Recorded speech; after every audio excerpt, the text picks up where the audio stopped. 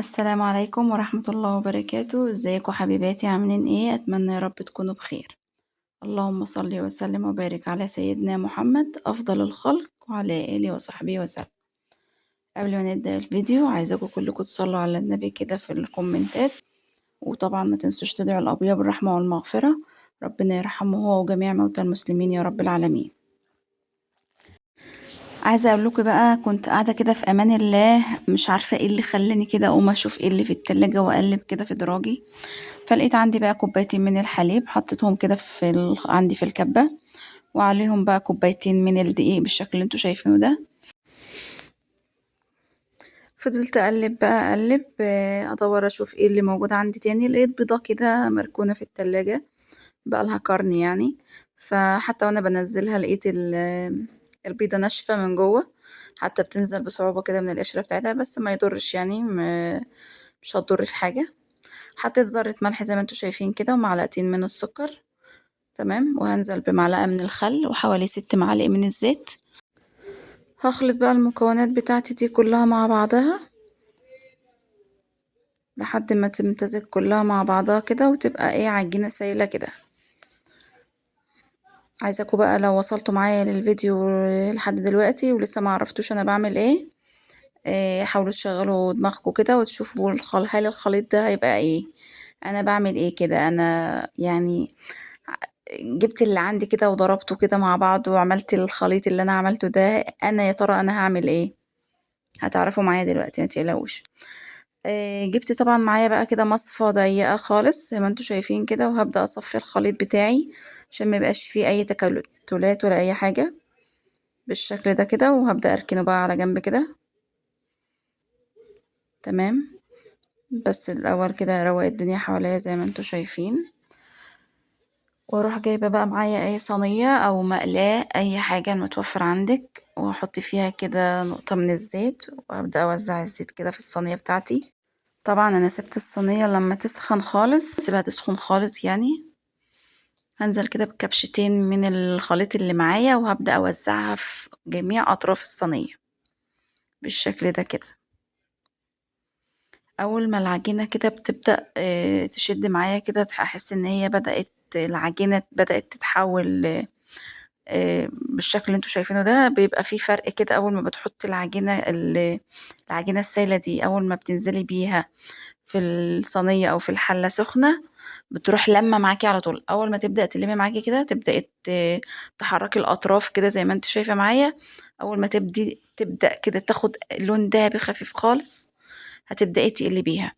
بس طبعا ببدأ أوزع كده، أحرك الصينية شمال ويمين شمال ويمين كده، عشان معايا العجينة تبقى لونها موحد، ما تكونش في حتة لسه عجينة وحتة مستوية. تمام، زي ما انتوا شايفين معايا في الفيديو كده. بروح أول ما بتاخد معايا لون بروح قلبها على الناحية التانية. طبعا خلصتها وعملت واحدة تانية معاكم اهوت زي ما انتوا شايفين. تمام كده، ببدأ ألف في الصينية شمال وشمال كده ويمين، واحرك معايا كده بالاسباتيولا معايا كده، اشوف عشان الاطراف معايا برضو ما تلزقش. وانا بحرك بالاسباتيولا كده، لو لقيت الاطراف خدت لون بروح قلبها بالشكل ده كده.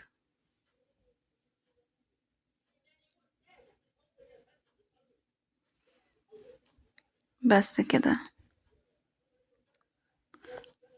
طبعا اغلبية البنات والستات العسليات اللي بيتابعوني عرفوا انا هعمل ايه، اكيد يعني عرفتونا كده هوصل لايه. بالظبط نفس اللي انت بتفكري فيه. انا هعمل. بالظبط يا ست الكل، ما تحيرش نفسك والله، انا هعمل كريب زي ما انتي قلتي. خلصت كده ونزلت كده، طبعا بكرر الموضوع ده كله بقى في كل العجينة اللي معايا. هفضل اعمل كده لحد ما العجينة اللي معايا تخلص. تمام، بقوم راح بحط رشة زيت، نقطة من الزيت، وبوزعها واروح نازلة بالايه، بكبشتين كده من العجينة السائلة اللي معايا. وببدأ اعمل بنفس الطريقة لحد ما اخلص الكمية اللي معايا. طبعا احنا بنروح نجيب الكريب ده من بره، بنجيبه ب70 جنيه وب80 جنيه. طب وليه؟ بكوبايتين دقيق وكوبايتين حليب وحاجات كلها مكونات كلها موجودة متاحة في البيت، هتعمليها لأولادك. تعملي بقى جبن، تعملي بقى لحوم، تعملي ستريبس، المتاح عندك اعمليه. طبعا انا كنت متبلة بقى ستريبس عندي في التلاجة، رحت بقى عاملاه. عملت طبعا العجينة بالشكل ده، زي ما انتوا شايفين العجينة طالعة معايا طرية وجميلة جدا. حطيتهم بقى طبعا كنت بطلع على الفوطة كده، معايا فوطة نضيفة كده بطلع عليها عشان ما يلزقش ببعضه، فكنت بحط واحدة واحط الطرف، يعني اتني عليها الفوطة واحط التانية علشان ايه ما يلزقوش في بعض. تمام. جبت بقى معايا، طلعت الستريبس بتاعي من التلاجة، وجبت هنا معايا حوالي نص كوباية من الدقيق، حطيت عليها البهارات بتاعتي بقى، اللي هي عبارة عن فلفل اسود وملح وبهارات طبعا اللي هي ال7 بهارات، نص معلقة من ال7 بهارات، وطبعا توم بودرة وبصل بودرة وبابريكا، كل حاجة من كل حاجة كده نص معلقة. طلعت كده الستريبس بتاعي حطيته في طبق، وخدت الصوص بتاعه التتبيلة بتاعته اللي انا متبلة فيها. التتبيلة طبعا انا عملت معاكم الستريبس اكتر من مرة، التتبيلة بتاعته بتبقى مكونة من نفس البهارات اللي انا حطيتها على الدقيق، من كل نوع من البهارات كده نص معلقة، وفي كوباية حليب. تمام. ده الخليط اللي انا بقى الخليط السائل اللي معايا اللي انا بدخل فيه بحط فيه الستريبس، واروح مرجعة للدقيق تاني. طبعا لو انتي عايزة الطبقة بتاعة الستريبس اللي بره تكون سميكة شوية، بتكرري الموضوع ده مرتين، لكن انا اكتفيت بمرة واحدة. بطلع الستريبس بتاعي من الصوص، تمام، انزله في الدقيق وارجعه في الصوص تاني، تمام، وارجع ارجعه في الدقيق. لو انتي عايزة الخليط يبقى معاكي سميك اعمليه بالوضع ده، كرري الموضوع ده مرتين يعني. تمام كده. كده كنت خلصت معايا الكمية كلها، وجبت بقى الحشوة بتاعتي، عبارة عن فلفل أخضر وطماطم، وشايلة طبعا البذور اللي في الطماطم علشان ما تبقاش مخلية، يعني لو أنا عملت الطماطم بالبذور بتبقى مخلية معايا الشاورما أو الستريبس كده من جوه عجينة كده، مش بيبقى حلو خالص.